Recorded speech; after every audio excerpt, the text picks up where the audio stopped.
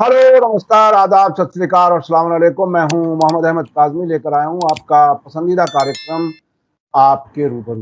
Media star world लगातार आपको waste Asia की खबरें और वहां के एनालिसिस पहुंचा रहा है ताकि आप उस शैतानी प्रोपेगेंडे से बच सकें जिससे पूरी दुनिया को हकीकत कुछ और होती है, बताया कुछ और जाता है। उससे बचते हुए आप तक सही खबरें पहुंचे, सही एनालिसिस पहुंचे, इसकी हमारी पूरी कोशिश रहती है। आज हम एक बार फिर अपने खास मेहमान सैयद अली बाकर आबदी साहब से बात कर रहे हैं, जो बेरूत में रहते हैं, अल मारिफ यूनिवर्सिटी में प्रोफेसर हैं। आज वो भारत आए हुए, अपने वतन आए हुए हैं, अलीपुर, जो बेंगलोर के नजदीक एक बहुत ही अच्छी, बहुत ही खुशहाल बस्ती है। मेरा भी जाना हुआ है इत्तेफाक से 2-3 बार, तो वहां से आपका ताल्लुक है और बहुत ही गहराई से नजर रखते हैं वहां के हालात पर, इजराइल के अंदर, और पूरे अरब दुनिया को अच्छी तरह समझते हैं क्योंकि जिंदगी उनकी ज्यादा बड़ा हिस्सा सीरिया और बेरूत में गुजरा है। उसके अलावा ईरान, इराक, दूसरे ममालिक में भी जाते रहते हैं। सैयद अली बाकर आबदी साहब, वेलकम है आपका। मीडिया स्टार वर्ल्ड को आप वक्त दे देते हैं, उसके लिए बहुत बहुत शुक्रिया। सुना यह है कि अब एक बार फिर इजराइल जो है वो मुसलमानों के दरमियान सुन्नी शिया इख्तलाफ की बढ़ाने की कोशिशें कर रहा है। क्या कुछ है आपके पास खबर? यह बहुत ही अहम है क्योंकि हालात को मोड़ देना, दूसरों की कमजोरी को ज्यादा उछालना और अपनी हार को छुपाना, ये उनकी कोशिश रहती है। क्या कुछ है? सबसे पहले हम उसी पर बात करते हैं। बिस्मिल्लाहिर्रहमानिर्रहीम, अस्सलाम वालेकुम, हेलो, नमस्कार। काज़मी साहब, जिस तरीके से हालात तेज़ी के साथ इक़्तिसादी हालात हों, सियासी हालात हों, इज्तिमाई हालात हों, फ़रहंगी, अदबी, हर एतबार से पूरे इस खित्ते में, बल्कि जब से ट्रंप ने इनकम टैक्स के हवाले से जो कुछ भी उसने टैक्स के हवाले से जो कार्रवाई शुरू की है, उससे तो एक बड़ा तहलका मचा हुआ है दुनियाई इक़्तिसाद में।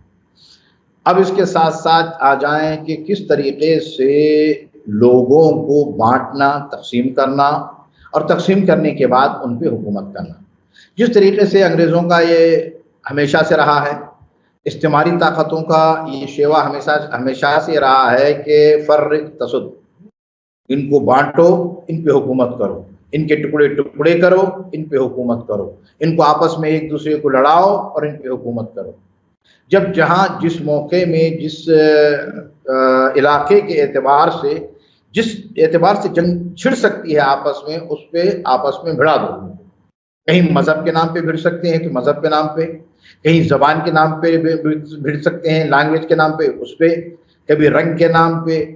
अब जिस एतबार से भी आपस में वहाँ की पब्लिक को लड़ा सकते हैं, लड़ा दिया जाए। जब ये आपस में भिड़ जाएंगे, की सोच इनके दुश्मन की तरफ से कमजोर हो जाएगी या उस तरफ सोचेंगे ही नहीं।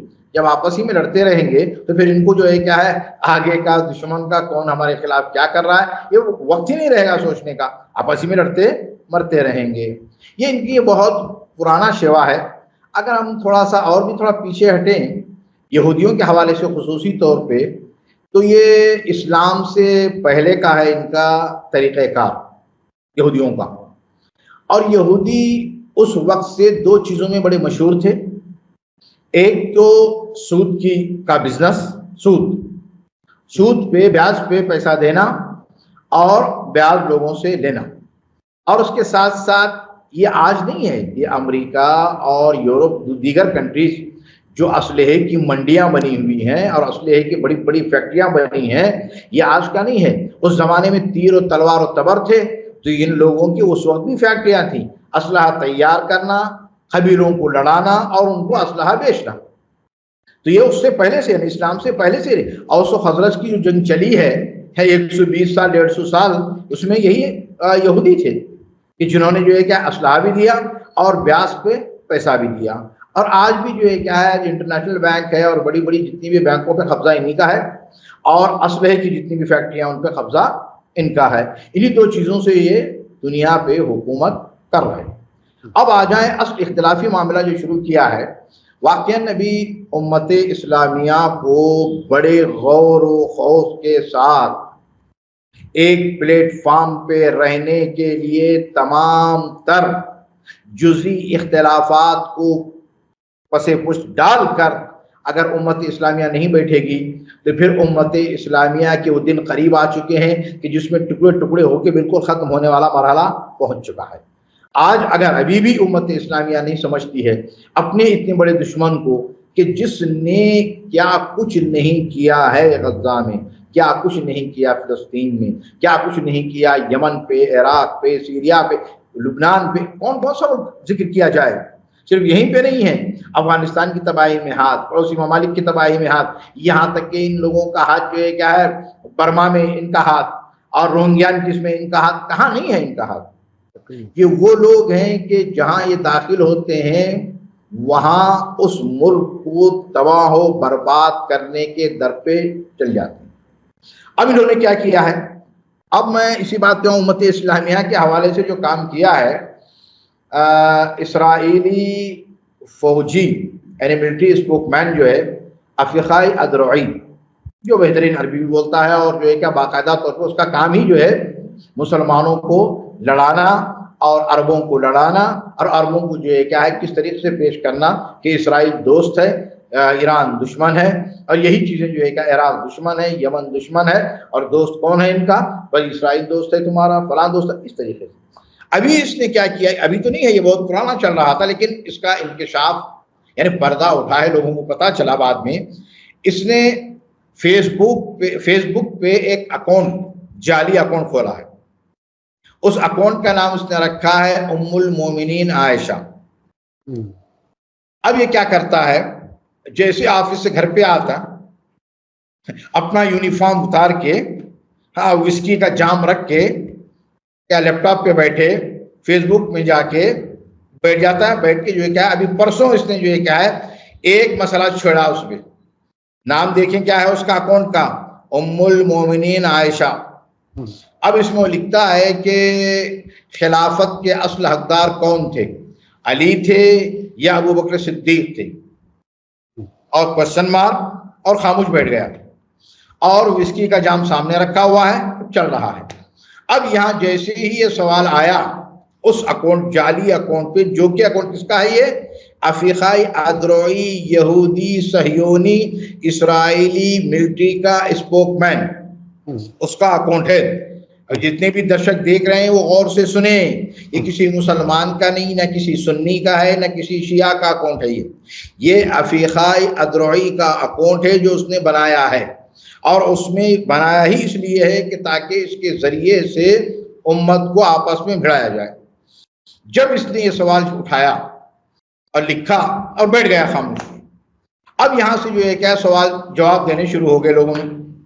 عراق سے جواب آیا، کہا کہ خلافت کے حقدار علی بن ابی طالب۔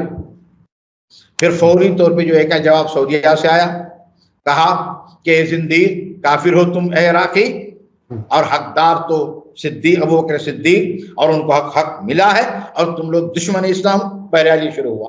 اب یہی بات چل رہی تھی، مصر سے ایک آدمی داخل ہوا اور اس نے کہا مجھے پتا ہے کہ جو ہے حضرت ابوبکر کے خلاف تم لوگ کیوں بولتے ہو، اس لیے کہ مجوسیوں کو انہوں نے مارا۔ اب یہ شروع ہو چکا، اب ایک کے بعد دیگر سلسلہ چل رہا ہے۔ یہ افیخائی ادرعی بیٹھ کے وسکی کا جام رکھ کے دیکھ رہا ہے اور ہنس رہا ہے اور خوش ہو رہا ہے، اور امت اسلامیہ اب اس میں لگ چکی ہے۔ فیضان محترم، دیکھیں امت کو توڑنے کا کام کوئی آج کا کام نہیں ہے، صدیوں سے جاری ہے۔ ابھی بھی کب تک خواب غفلت میں امت اسلامیہ رہے گی؟ اور جہاں بھی، اور میں آپ کی بات پوری کرنے کے لیے تھوڑا سا میں ایک دیکھیے، ایران میں جب اسلامی انقلاب آیا تو جو فاؤنڈر لیڈر مرحوم امام خمینی جو تھے، انہوں نے یہ بات کئی بار دہرائی۔ انہوں نے کہا کہ جو بھی سنی شیعہ کے بیچ میں اختلاف کی بات کرے، اختلافات کو ہوا دے بڑھائے، وہ نہ سنی ہے نہ شیعہ ہے، بلکہ استعماری طاقتوں یعنی دشمن طاقتوں کا ایجنٹ ہے۔ آپ نے دیکھا کہ اسرائیلی فوج کا اسپوکس پرسن کس طرح سے شیعہ اور سنی کے بیچ میں ٹکراؤ پیدا کرنے کی کوشش کر رہا ہے۔ اور ایک جگہ اور کہا امام خمینی رحمت اللہ علیہ نے کہ اب مسلمانوں میں ابھی اسی پر ٹکراؤ جاری ہے کہ ہاتھ باندھ کر کے نماز پڑھیں یا ہاتھ کھول کر کے، جبکہ دشمن ہمارے ہاتھ کاٹنے کے در پہ ہے، کھڑا ہے، موقع کی تلاش کر رہا ہے۔ تو یہ ہے صورتحال جس طرح سے سنی شیعہ اختلاف کو بڑھانے کی کوششیں ہو رہی ہیں۔ ہمیں سب کو بہت ہوشیار رہنے کی ضرورت ہے۔ مجھے ساتھ ساتھ ایک مثال اور یاد آ رہی ہے، ہمارے یہاں B J P R S S کے جو ٹول جو آئی ٹی سیل بنا کر کے بہت سی چیزیں کرتے ہیں، اس میں بھی نقلی ناموں کے ساتھ بحث چھیڑی جاتی ہے، مسلمان ناموں کے ساتھ مسلمانوں کے خلاف ہی کچھ بحث چھیڑی جاتی ہے جس میں ہمیں تقسیم کیا جاتا ہے۔ تو یہ اسرائیل، آر ایس ایس، ان سب کا ایک ہی طرح کا موڈس آپرینڈی ہے جس میں سنی شیعہ اختلافات بڑھانے کی کوشش کی جائے۔ بی جے پی کا اکثر یہ کہنا کہ شیعہ تو ہمارے ساتھ ہیں، یہ خود مسلمانوں میں تقسیم پیدا کرنے کی کوشش ہوتی ہے۔ تو یہ ہے ہمیں بانٹنے کی سازشیں۔ جی آپ کچھ اس میں اضافہ کرنا چاہتے ہیں؟ اور اس کا جو ہے کہ معاملہ یہی ہے کہ کاظمی صاحب صرف یہیں تک محدود نہیں ہے یہ یہودیوں کا کام۔ میں آپ کو اور درشکوں کو یاد دہانی کرا دوں، ان کی یاد دہانی کے لیے دوبارہ، میں نے اس سے پہلے بھی شاید ایک دو مرتبہ کہا ہے، یہ یہودیوں نے ایک بہت بڑی اسلامک یونیورسٹی بنائی ہے تل ابیب میں۔ بات تو یہ ہے تل ابیب میں بڑے بڑے مولویوں کو تیار کیا جا رہا ہے اسلامک یونیورسٹی میں۔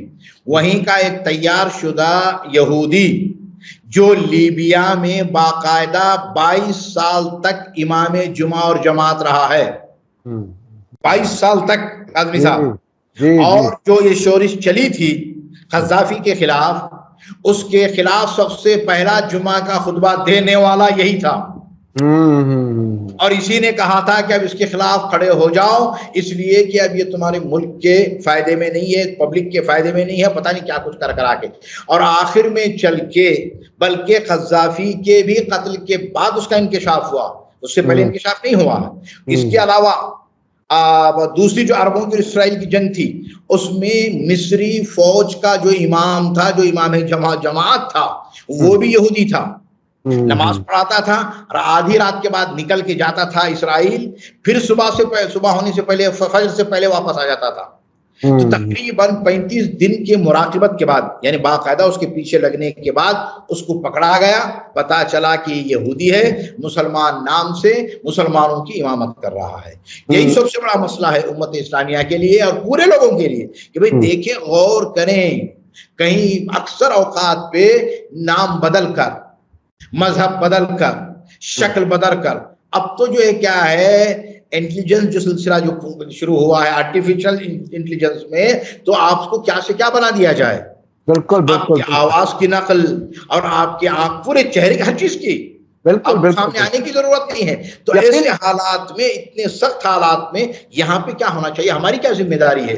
تو واقعاً دیکھیں ابھی بڑا سخت مرحلہ ہے، اتنا سب کچھ ہونے کے بعد 2 ارب مسلمانوں کی امت، 2 ارب مسلمانوں کی امت، ابھی پرسوں کل 24 گھنٹے کے اندر 75 فلسطینی شہید، یعنی اب یہ جو عدد رہ گئے نا، آنکڑے جو رہ گئے ہیں فلسطین کے حوالے سے، 100 150 200 نارمل بات ہو چکی ہے۔ ہم صبح اٹھتے ہیں تو پتا چلتا ہے کہ آج رات میں، مثلا رات سے لے کے صبح تک تقریباً 60-70 لوگ مار دیے گئے فلسطینی۔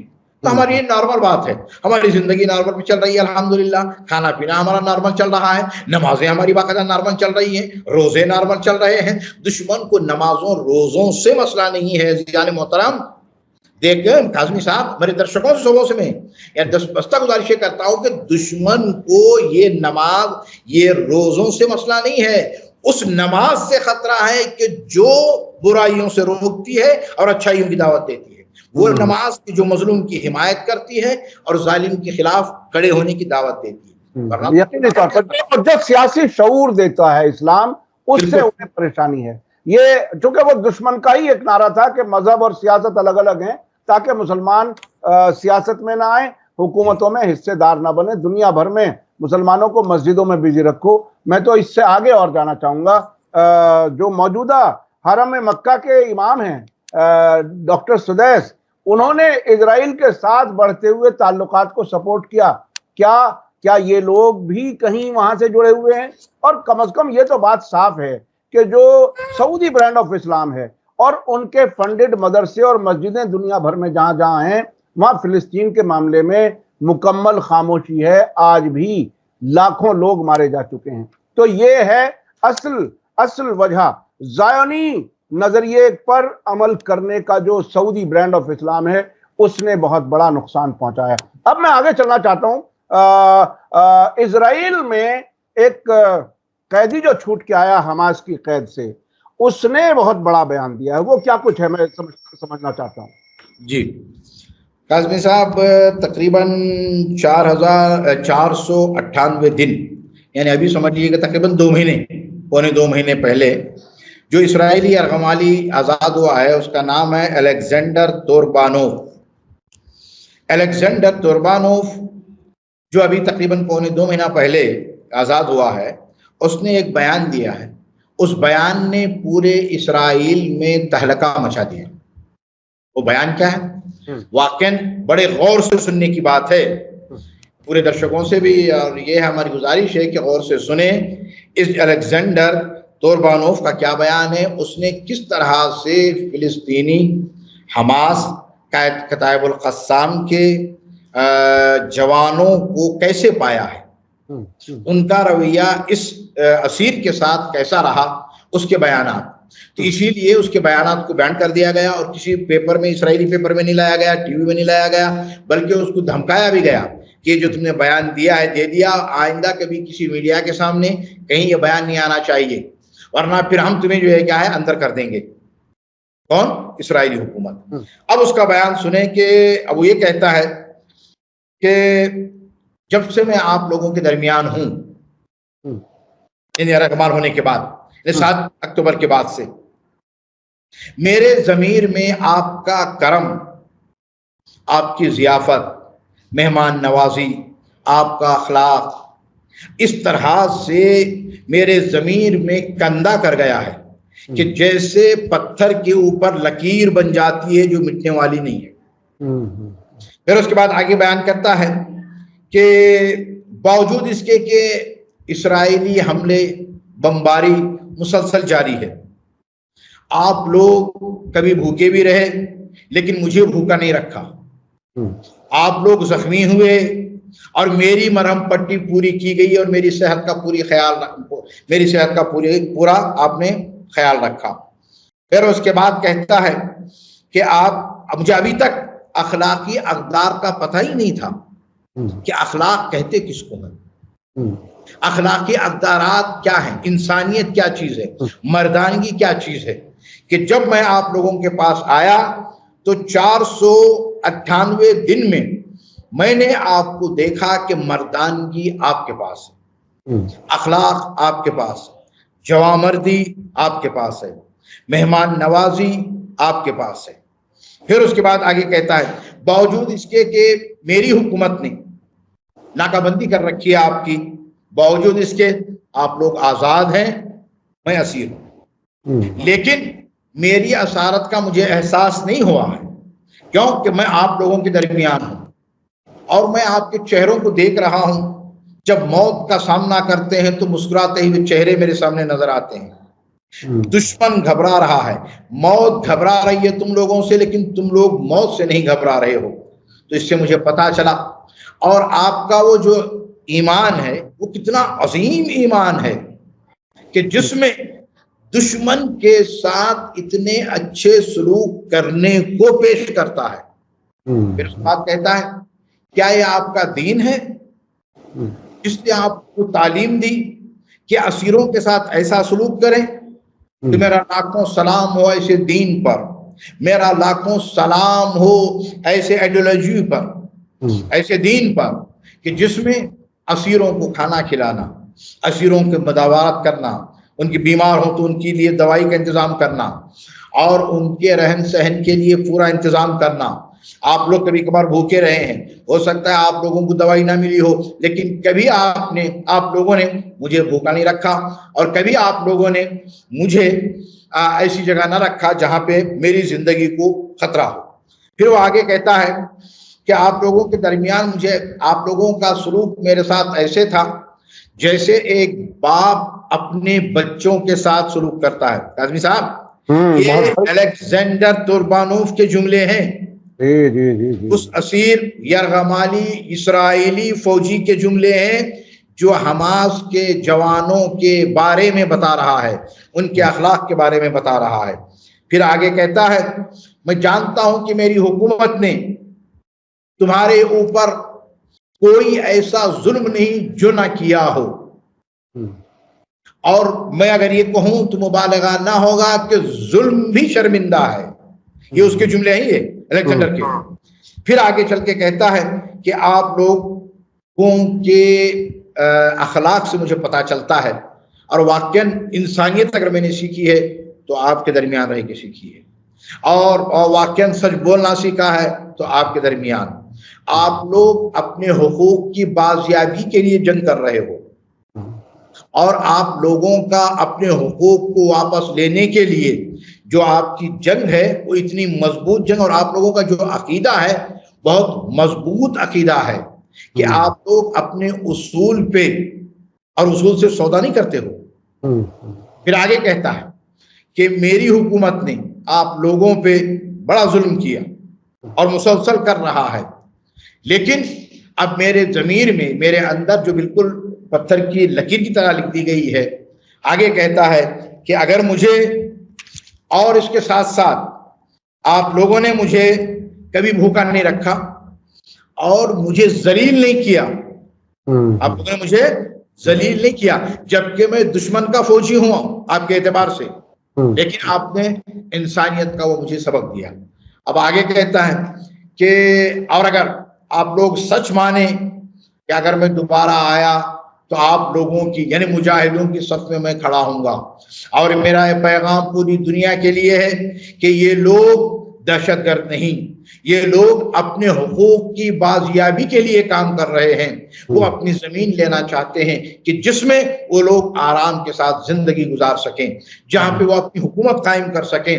تو ان پہ یہ ظلم ہو رہا ہے، تو ظلم اس طرف سے ہو رہا ہے نہ کہ ان کی طرف سے، ورنہ تو میں اکیلا تھا، اگر وہ چاہتے تو مجھے ختم کر سکتے تھے، اگر وہ چاہتے تو مجھے بھوکا رکھ سکتے تھے، اگر چاہتے تو میرا علاج نہ کرتے، لیکن انہوں نے 498 دن تک میرے لیے بہترین کھانے کا انتظام، پینے کا انتظام، دوائی کا انتظام، اور مجھے محفوظ جگہوں پہ لے جا کے رکھا، اور کبھی مجھ سے ڈیمانڈ نہیں کیا، اور کہا کہ ہم تمہیں آزاد کر رہے ہیں، جاؤ اور جو ہم سے تم نے دیکھا ہے ہمارے سلوک کو بس وہ بیان کرو، تو میں وہ بیان کر رہا ہوں۔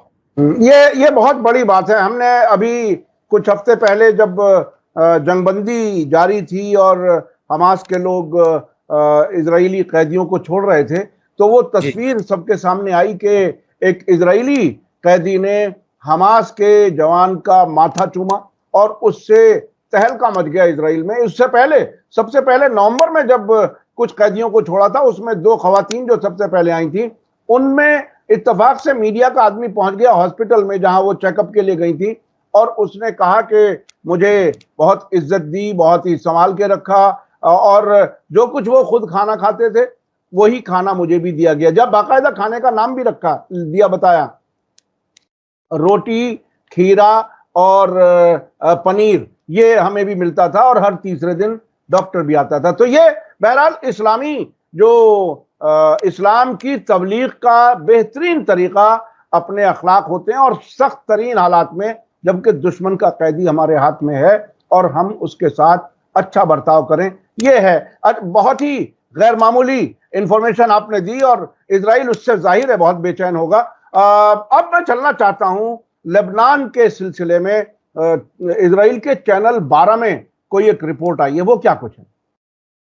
کل کی ایک رپورٹ ہے اسرائیل چینل 12 میں، اس نے یہ رپورٹ دی کہ ہم لوگوں کو یہ سوچ کر خوش فہمی میں مبتلا نہیں رہنا چاہیے کہ ہم مسلسل لبنان پہ حملے کر رہے ہیں اور تحریک مقاومت حزب اللہ خاموش بیٹھی ہے، جواب نہیں دے رہی ہے۔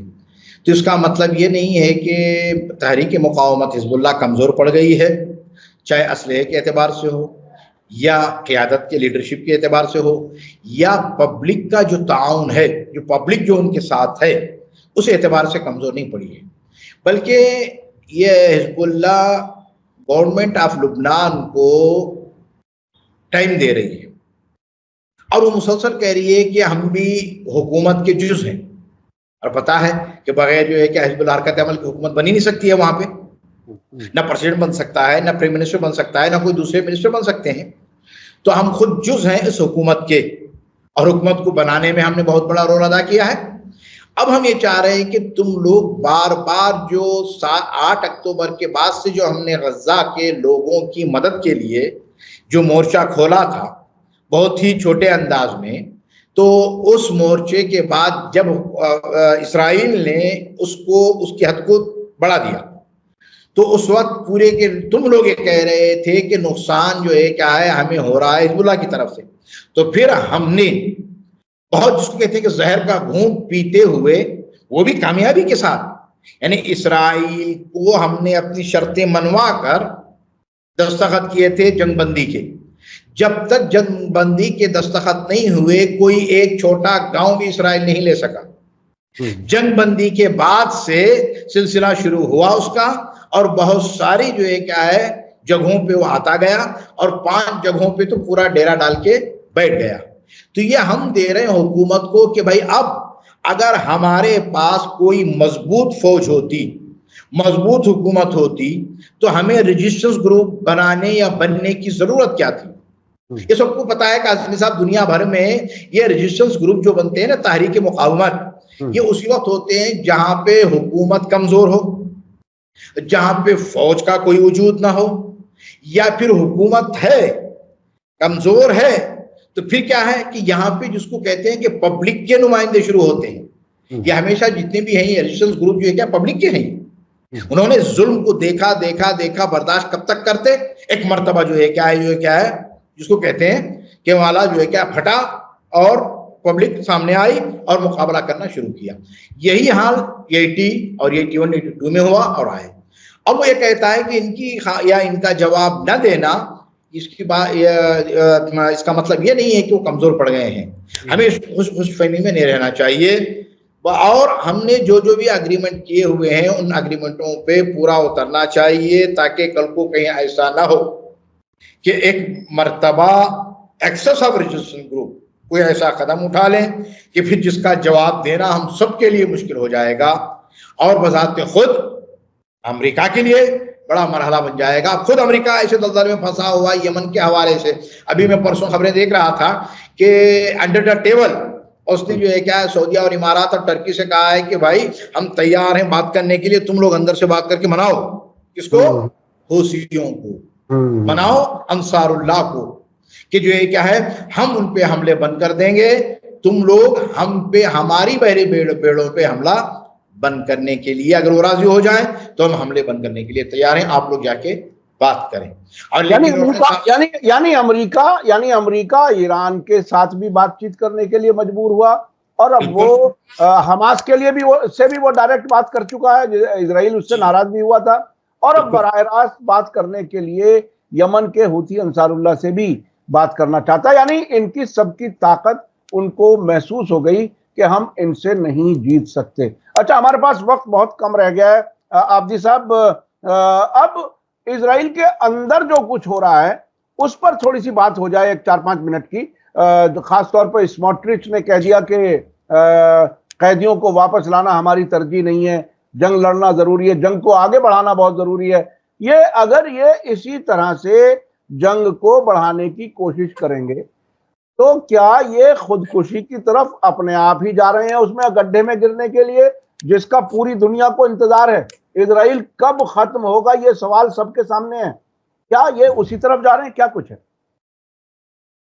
اب دیکھیں سموترچ دوبارہ جو واپس آیا حکومت میں، یہ یعنی ان لوگوں میں اس کا شمار ہوتا ہے جس کو کہتے ہیں کہ متعصب ترین انسان، یا یہ کہیں کہ درندہ صفت، بلکہ صفت تو نہیں ہے بلکہ درندے سے بھی بڑا درندہ ہے یہ، اس لیے کہ یہ جب تک کہ یہ بات ہو رہی ہے اسرائیل کے فائنانس منسٹر بیزلیل اسموٹرچ کی، جو نتنیاہو کی سرکار میں پارٹنر ہیں، ان کے بارے میں بات ہو رہی ہے۔ جی آپ اپنی بات آگے جاری رکھیں۔ جی تو اس نے اس وقت بھی یہی کہا تھا نتنیاہو سے کہ جب یہ نکلا، جب معاہدہ ہو رہا تھا حماس کے اور اسرائیل کے درمیان، تو اس نے مخالفت کی.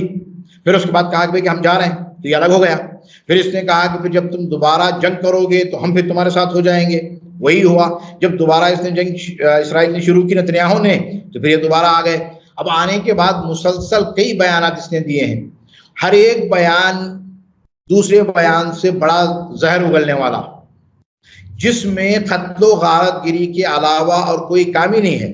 یعنی کہیں بھی کوئی ایسی بات اس نے کہی ہو کہ بھائی انسانیت کی بات کہی ہو یا ملک کو آگے لے جانے کی بات کہی ہو، کہیں بھی نہیں. مار کاٹ تباہ کر دو، برباد کر دو، فلسطینیوں کو ختم کر دو، نہ کہ صرف غزہ کو بلکہ پورے جتنے بھی جو ہے کہ غزہ اور اس کے علاوہ جو ہے کہ ویسٹ بینک پوروں کو ختم کر کے ان کا پورے کا پورا خاتمہ کر کے پورے فلسطین پہ قبضہ ہمارا ہونا چاہیے، یہ بات. پھر جب کسی نے پوچھا، کسی صحافی نے، تو کیا آپ کو نہیں لگتا کہ جو ہمارے 59 جو یرغمالی ہیں ان کی جان کا خطرہ ہو سکتا ہے؟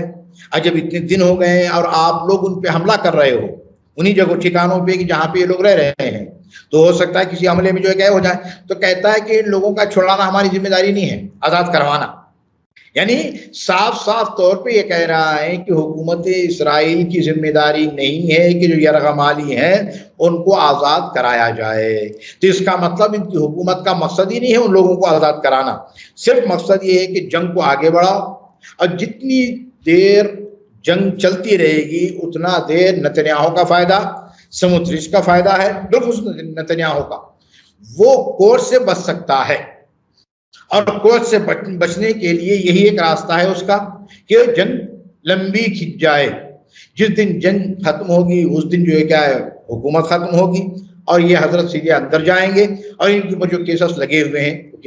اب یہ جو بات اس نے کہی نا، اس کے بعد سے تل ابیب میں جہاں پہ نتنیاہو کا مکان ہے اس جگہ پہ ڈیلی ہر رات بڑے بڑے جلوس نکل رہے ہیں ان لوگوں کے کہ جن کے لوگ یرغمال بنائے ہوئے ان کے پاس ہیں.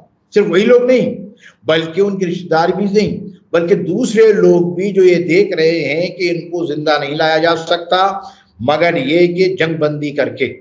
تو اب وہ یہ کہہ رہے ہیں کہ بھائی جنگ بندی کرو، ان کو واپس لے کر آؤ، جنگ بندی کرو اور ان کو واپس لے آؤ اور تم اپنے اگریمنٹ میں باقی رہو. یہ جلوس جلسے مسلسل چل رہے ہیں. اب اگر یہ لمبی کھنچ گئی اور جس طرح سے یہ چاہ رہا ہے نتنیاہو اور سموترچ جو چاہ رہے ہیں، تو یہ خودکشی کی طرف بڑی تیزی کے ساتھ بڑھتے جا رہے ہیں. اکانومک کنڈیشن بالکل برباد ہو چکی ہے، اور اس کے ساتھ ساتھ جو ہے نا اب وہاں کی بازار کا حال یہ ہے کہ اسرائیل میں لوگ روٹی لینے کے لیے لائن میں کھڑے ہوئے ہیں. ہسٹری آف اسرائیل میں ابھی تک ایسے کبھی نہیں ہوا تھا کہ اسرائیلیوں کو لائن میں کھڑنا پڑا تھا روٹی لینے کے لیے.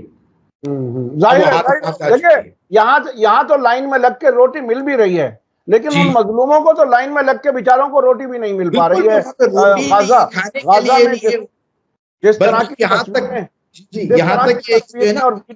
جس طرح کی تصویریں اور ویڈیو آ رہی ہیں غزہ سے، وہ بھوک کی آخری انتہا جسے کہتے ہیں اس حالت میں ہیں. اچھا ہمارے پاس وقت تقریباً ختم ہو رہا. آخری ایک سوال اور میرے ذہن میں آیا تو میں سوچتا پوچھ لوں. آپ سیریا میں ایک لمبے وقت تک رہے ہیں اور یہ حکومت جو بھی اسے کہیں، حکومت کہیں یا کیا کہیں، یہ تبدیلی ہونے کے بعد کل ایک پہلا واقعہ ہوا ہے جو اسرائیل کے میڈیا نے رپورٹ کیا ہے، ٹائمز آف اسرائیل نے. ہیئت تحریر الشام کی سرکار نے پہلی بار فلسطینی اسلامک جہاد، جسے جہاد اسلامی کہتے ہیں، ان کے ایک لیڈر خالد انہیں اور ایک علی یاسر جو ان کا تعلق بھی فلسطینی اسلامک جہاد سے تھا، ان کو گرفتار کیا ہے. یعنی اب خود فلسطینی اسلامک جہاد یا حماس کے لوگ جو بھی اسرائیل سے لڑنے والے ہیں ان پر ایک طرح سے تلوار آگ چکی ہے سیریا میں. اس کو آپ کیسے دیکھ رہے ہیں؟ یہ تو واضح سی بات ہے کاظمی صاحب، اور تھی اور ہے کہ جولانی کا دمشق تک پہنچنا یہ سب مقدمات تھے. بلکہ ہم تھوڑا سا اس سے پہلے بھی پہنچے تو یاد ہوگا آپ کو کہ 2011 میں جو معاملہ شروع ہوا تھا سیریا میں، یہ جتنے بھی جو دہشت گرد IS کے، حریت شام کے، اور جتنے بھی اور تحریر الشام، جتنے بھی نام الگ الگ ہیں ان کے، جبہت النصرہ ہوا، فلاں ڈھکا، یہ لوگ جب زخمی ہوتے تھے تو اسرائیل میں ان کا علاج ہوتا تھا. سبوں نے وہ ویڈیو بھی دیکھی جس میں جو ہے کیا نتنیاہو نے جا کے باقاعدہ ان کی عیادت کی ہاسپٹلوں میں، اور ان کو جو ہے کیا باقاعدہ کہا کہ جو ہے کیا وہ بھی جس کو کہتے ہیں پیٹھ پہ ہاتھ رکھ کے، سر پہ ہاتھ رکھ کے آشیرواد دیا ہے کہ بڑا اچھا کام کر رہے ہو. وہ انشاءاللہ بہت جلدی وہ دن آئے گا کہ جس میں ہم دماسکس میں ہوں گے. تو 7 کلومیٹر تو پہنچ ہی گیا ہے اب نتنیاہو، اور یہ تو پہنچ ہی گئے وہاں پہ دماسکس. تو یہ سلسلہ جاری ہے. یہ نئی بات نہیں ہے ہم لوگوں کے لیے کہ یہ ہونا کوئی نئی بات ہے، یہ پورے کا پورا تھا کہ یہی ہونا ہے. اس لیے اور یہ حکومت کے بعد اور یہ تقریباً وہی لائن ہے جس طرح سے سعودی عرب میں حماس کے اور فلسطینی اسلامک جہاد کے لوگوں کو گرفتار کیا جاتا رہا ہے، ابھی بھی سعودی عرب کی جیلوں میں وہاں پر ہیں.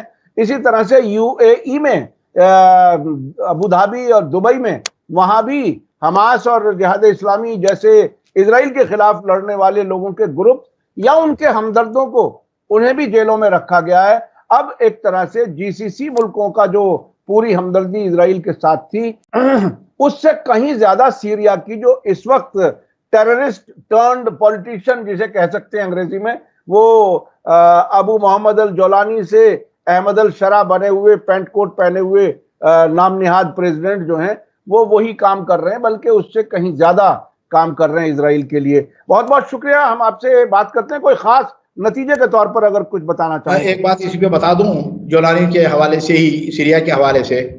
ابھی جو ہے کیا ہے، جو کچھ بھی ایگریمنٹ ہوئے تھے یا جو امریکہ نے کہا تھا کہ تمہیں یہ کام کرنا ہے، وہ کام کرنے کے لیے انہوں نے رضامندی پوری دکھا دی تھی. بروکسل میں جو ان کے فارن منسٹر گئے تھے شیبانی، انہوں نے کہا کہ بالکل اس کو کہتے ہیں سر آنکھوں پہ، اس لیے کہ جو ہم آئے ہیں آپ ہی کے ذریعے سے تو ہم آپ ہی کے کام کرنے کے لیے آئے ہیں. ابھی کل کی خبر یہ ہے کہ ابھی محمود عباس سمجھ لیجئے گا کہ یاسر عرفات کے لبنان سے جانے کے بعد پہلی مرتبہ پی ایل او کے دماسکس جانے والے ہیں، اور وہاں جا کے ان سے بات کریں گے. اور اسرائیل نے کہا کہ جو ہے کیا ہے، اب یہ جب جائیں گے تو پتہ ہے بغیر اس کی پرمیشن کے تو جا نہیں سکتے. اب جاتے ہیں تو پرمیشن کے ساتھ جاتے ہیں، تو اور پرمیشن میں باقاعدہ طور پہ انہوں نے کہا کہ تمہیں کیا کچھ کرنا ہے وہاں پہ، کیا کچھ نہیں کرنا ہے. ان کے آنے سے پہلے کی بات یہ ہے کہ 4-5 دن پہلے جہاد اسلامی کے 2 لیڈروں کو بند کیا. بلکہ میں یہ بتاؤں کہ جیسے ہی یہ دماسکس پہنچے ہیں جولانی، چوتھے دن کی بات یا چوتھے دن کی بات ہے، اعلان ہو گیا تھا کہ جتنے بھی ریزسٹنس گروپ فلسطینی وہاں پہ ہیں سب اپنے آپ کو سرنڈر کر دیں. جہاں جہاں بھی ٹریننگ ہال ہیں اور بیسس ہیں وہ سب پورے بند ہو گئے ہیں. اب آج کے بعد کوئی بھی وہاں پہ ٹریننگ نہیں ہوگی. یہ چوتھے یا 5ویں دن کی بات ہے دماسکس پہنچنے کے بعد. اب وہیں سے اندازہ کر لیجئے گا کیا کچھ ہے. اب ان لوگوں کا پکڑ کے رکھنا اور ان کو اندر لے جانا، ابھی تک ان کا پتہ نہیں ہے کہ دونوں کہاں گئے ہیں، کدھر گئے ہیں. لیکن بات تو یہی ہے کہ کام وہی کرنا ہے جس کام کے لیے ان کو لایا گیا ہے. اب یہاں سے ایک بات اور سن لیں کاظمی صاحب، اور اس میں درشکوں کو یہ بتا دوں، امریکہ نے جو طلب کیا ہے اس سے ہیئت تحریر الشام جولانی سے، جتنے بھی باہر کے دہشت گرد ہیں فارینرز جو تمہارے ساتھ کام کر رہے ہیں، ان سبوں کو اکٹھا کرو. اکٹھا کرنے کے بعد یمن بھیجا جانا چاہیے ان کو، یمن بھیجا جانا چاہیے ان کو. ذہن میں رکھیے گا. اب کہاں سے کہاں تک لے کے جایا جاتا ہے؟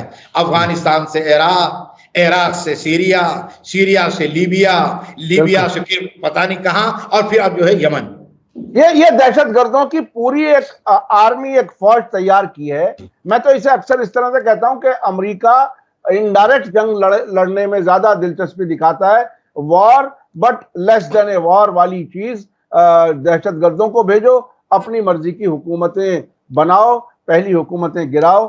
یہ کام مسلسل ہو رہا ہے. ہم نے دیکھا کہ جب افغانستان بھیجے گئے ادلب سے ان مارکڈ ہیلی کاپٹرز کے ذریعے، جو روس نے باقاعدہ رپورٹ کیا یونائٹڈ نیشن میں، اس کے علاوہ بھی ہم نے بہت سے ایسے موومنٹ دیکھے ہیں.